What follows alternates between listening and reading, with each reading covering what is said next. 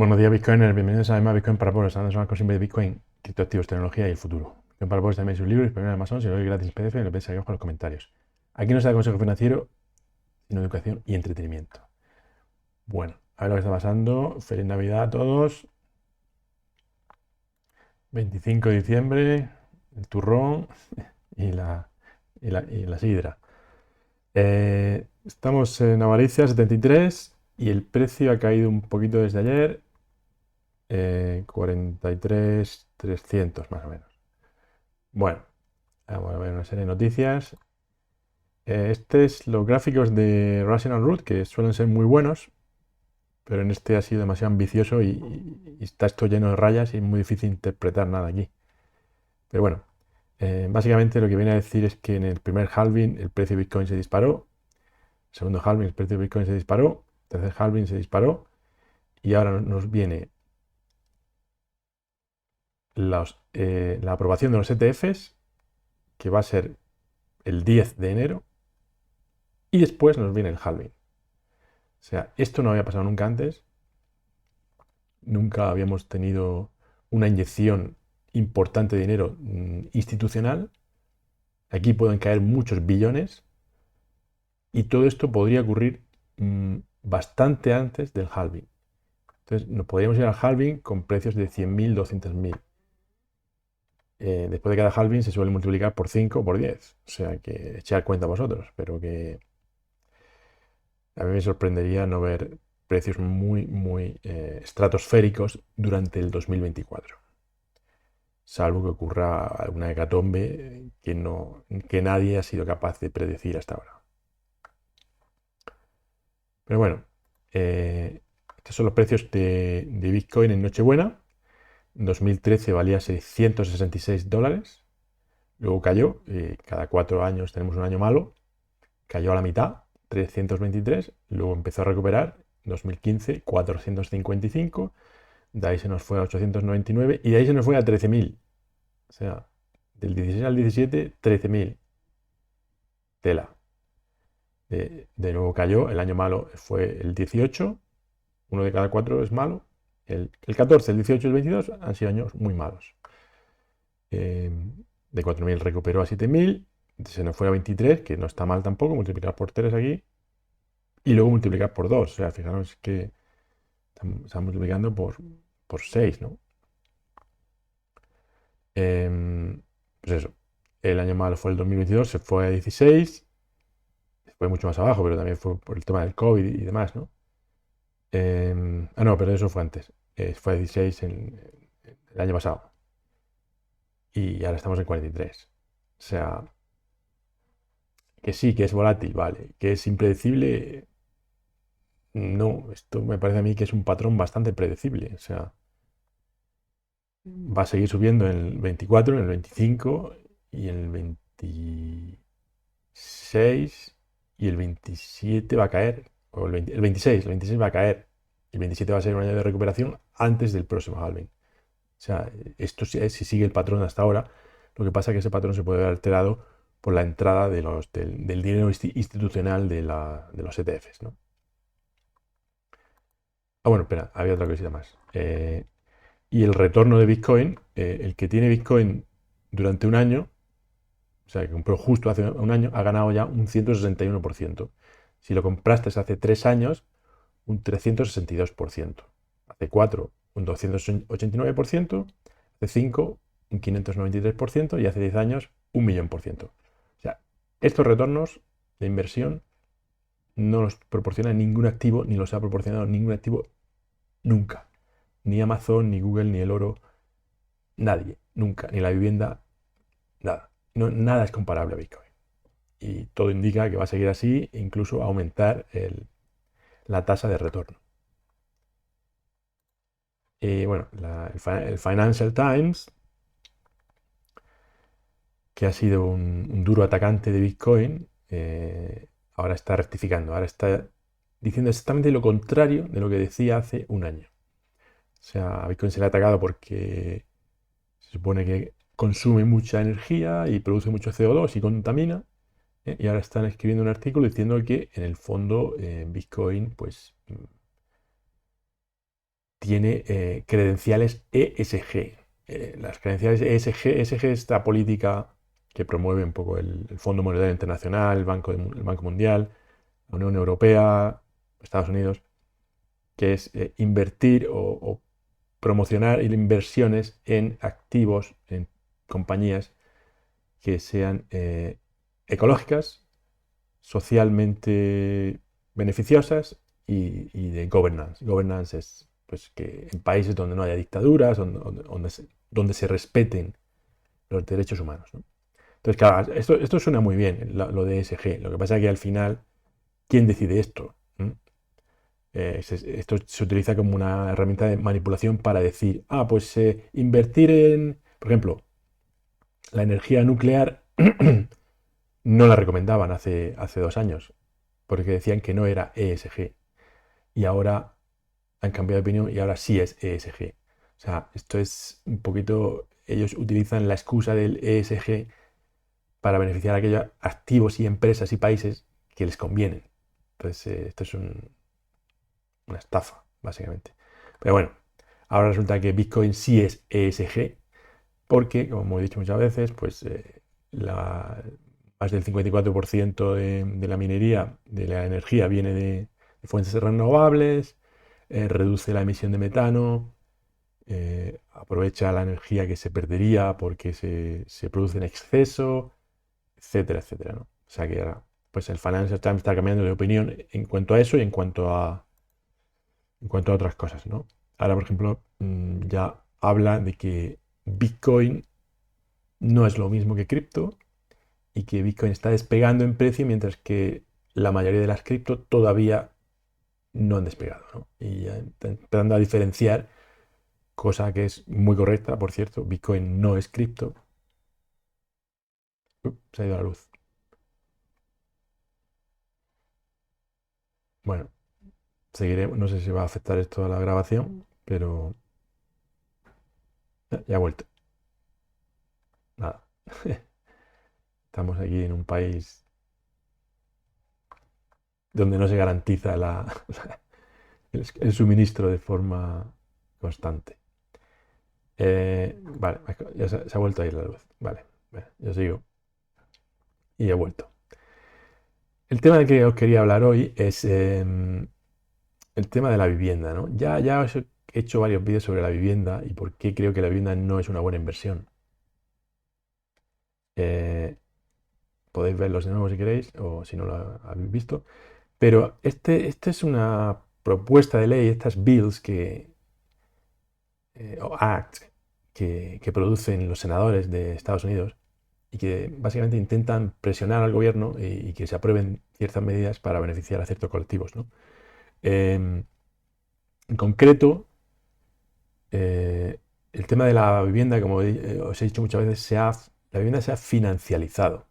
La vivienda se ha convertido en una security, se ha convertido en un instrumento financiero por el cual actores como BlackRock compran mucha, digamos, base de vivienda. Con eso crean fondos REITs, que son una especie de ETFs para vivienda, y con eso convierten a la vivienda en una security, convirtiéndola pues eso, en un instrumento financiero que al final alcanza un valor especulativo y se dispara en precio y se nos va a las nubes, ¿no? Y por eso en Estados Unidos y en las grandes capitales europeas, pues el precio de la vivienda está rondando ya millones. Un pisucho de mierda en Madrid te puede costar 1 millón fácil. O sea, y esto no tiene mucho sentido porque la vivienda, antes de ser una security, es una utility y la gente la necesita para vivir. Entonces, este acto o bill de un par de senadores intenta presionar al gobierno para que prohíba que los hedge funds, que los fondos de inversión, inviertan y compren vivienda. De esta forma, una parte de la demanda se desaparecería y esto haría que los precios se bajaran bastante y y los jóvenes se podrían permitir entrar en el mercado de la vivienda en lugar de ser un activo especulativo. Esta ley que estáis viendo aquí va a ser rechazada seguro, sin ninguna duda. Pero habrá otros senadores que intenten nuevo y presionen, y el gobierno de Estados Unidos al final va a tener que decir, porque, bueno, hay un problema muy grave, como ya os he dicho muchas veces, y es que todo el mundo, o el 80% de los que tienen menos de 40 años, nunca van a poder comprar vivienda. Nunca. Están condenados a vivir de alquiler. Pero no solo de alquiler, es que ni siquiera van a poder vivir de alquiler con su familia. Están viviendo de alquiler compartiendo piso como si fueran estudiantes. Yo conozco muchas personas de 30, 35 y 40 años que están compartiendo habitación con 3 extraños porque no se pueden permitir otra cosa. En Londres, en Madrid, en Barcelona, en París y en todas estas ciudades. Entonces, ¿hasta cuándo creéis que van a aguantar así? ¿Van a estar toda la vida viviendo como si tuvieran 20 años? ¿O se van a cansar de esto?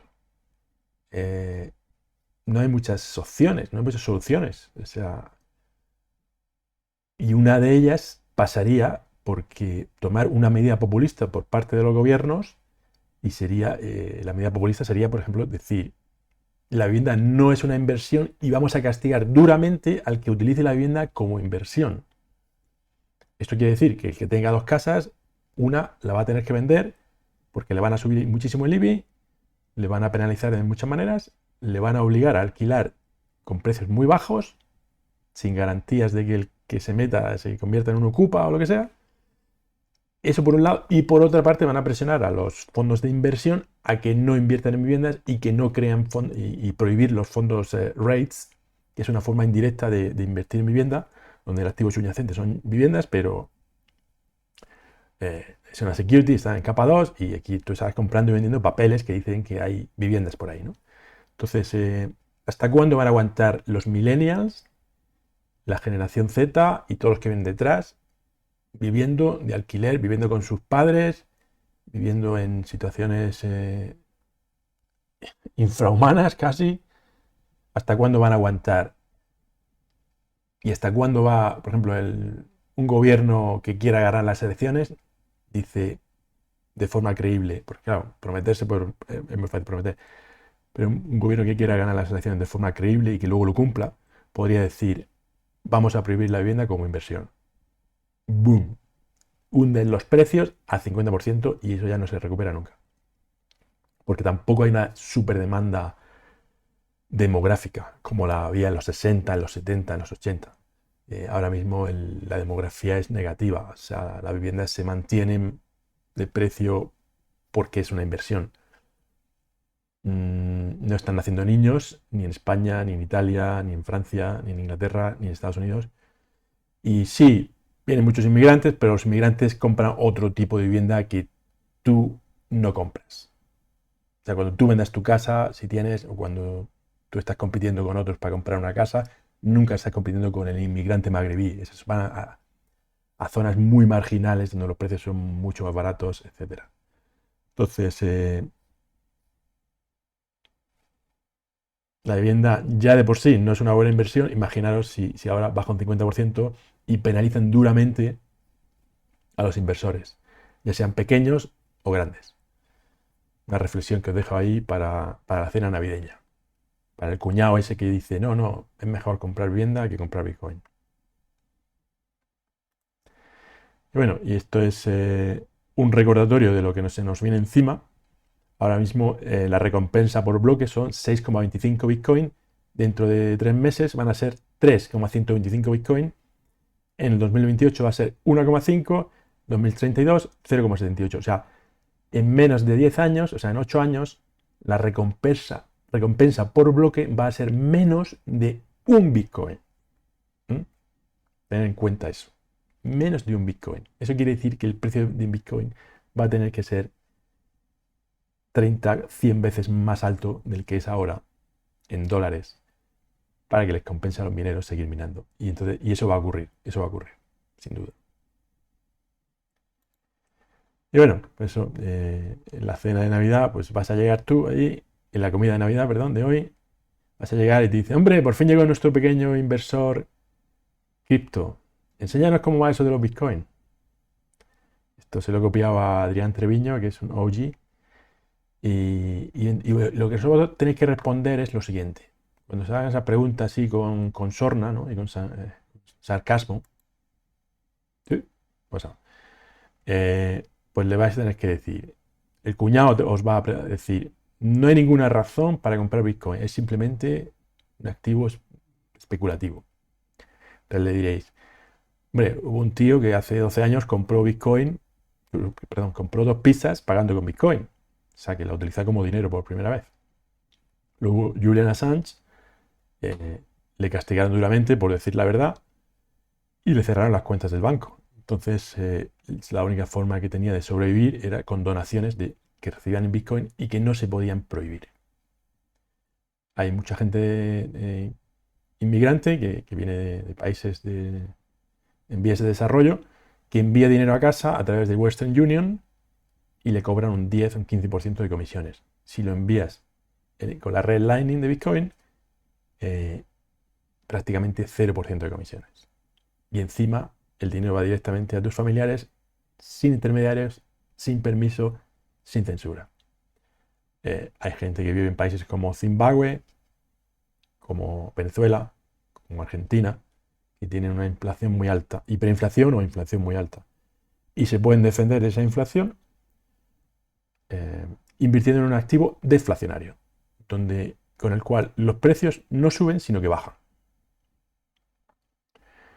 Y si estás en una zona de guerra, como es Gaza o Ucrania, la única forma que tienes de salir del país con dinero y sobrevivir es con Bitcoin. O sea que aquí solo hay 5 ejemplos, pero ya 5 ejemplos que podéis utilizar para dejar callado a vuestro cuñado en la comida de Navidad. Y bueno, también podéis jugar un juego, y es que entráis a la comida de Navidad, ¿no? Y decís, el coste de la vida ha subido muchísimo, pero no vale mencionar Bitcoin. Tienes que morderte la lengua para decir, sí, el precio de la vida es que sube mucho, pero... Y tú ahí quieres decir, Bitcoin es la solución. El problema es el fiat, que imprime demasiado. No, el truco es, el reto va a ser no mencionar Bitcoin. Inténtalo, es difícil, es muy difícil, es un gran reto, pero a ver si lo consigues.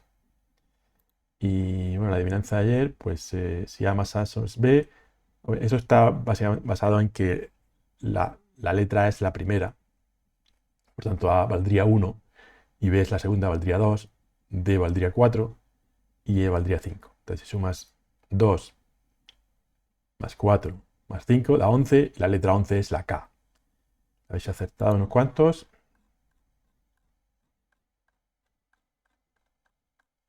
A ver. Sánchez. Canjo Sánchez. Pues está acá. José Ignacio de Burgos ha puesto la F porque este es un contrario. Siempre, él sabe cuál es la correcta, pero siempre dice la incorrecta porque le gusta fastidiar. Es un bromista. Libertad descentralizada dice que es 58. Interesante. ¿Qué más? Carlos dice que es K o 11, correcto. Y mis 2400 te hace la explicación entera y la respuesta es K, efectivamente. Y dice que se ha ganado. Bueno, has ganado el prestigio y el orgullo de haber aceptado una pregunta del canal Bitcoin para pobres.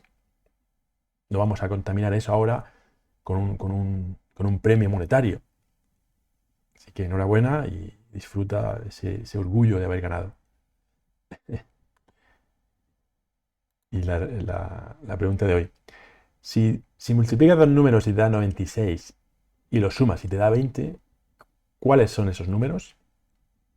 Bueno, chicos, feliz Navidad, pasadlo bien en familia y no discutáis demasiado con el cuñado, que al final no te va a hacer caso. Darle al like, retuitear, compartir y nos vemos mañana a la misma hora. Hasta luego.